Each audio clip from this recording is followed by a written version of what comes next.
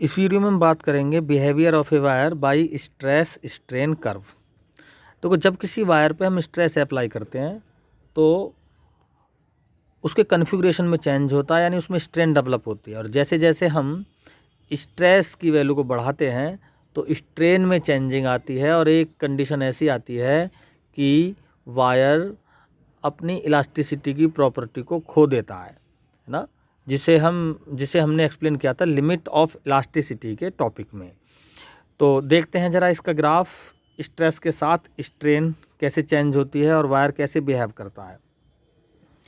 Starting में strain भी zero है और स्ट्रेस भी जीरो, ठीक है। जैसे जैसे हम स्ट्रेस बढ़ाते हैं तो स्ट्रेन बढ़ती है, तो स्ट्रेस और स्ट्रेन में ओ से लेके ए पॉइंट तक एक स्ट्रेट लाइन बनती है, जो ये शो करती है कि स्ट्रेस स्ट्रेन के डायरेक्टली प्रोपोर्शनल है।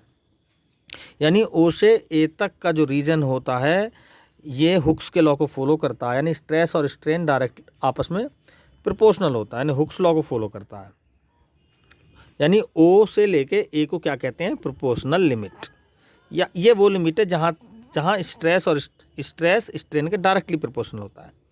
ए को हम कहते हैं इलास्टिक लिमिट, ठीक है।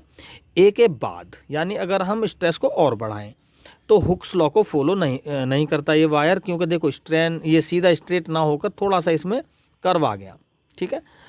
तो यहाँ पर इलास्टिक प्रॉपर्टी तो रहेगी ऐसे आगे, लेकिन ये हुक्स लॉ को फॉलो नहीं करेगा, यानी स्ट्रेन स्ट्रेस के डायरेक्टली प्रोपोर्शनल नहीं है।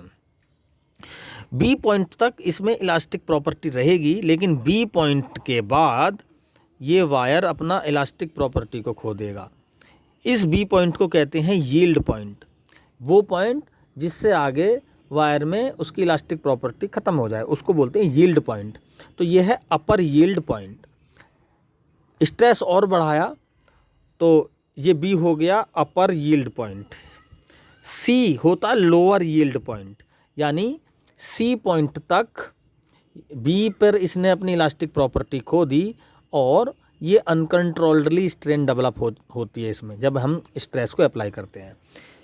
D point ultimate stress point, यानी यहाँ पर अल्टीमेट ये स्ट्रेस पॉइंट कहलाता है, यानी स्ट्रेन अनकंट्रोल्ड रूप से इंक्रीज होती है और वायर मेल्ट होने लगता है, मॉलिक्यूल्स एक दूसरे से दूर जाने लगते हैं, यानी मेल्टिंग कंडीशन आ जाती है वायर की।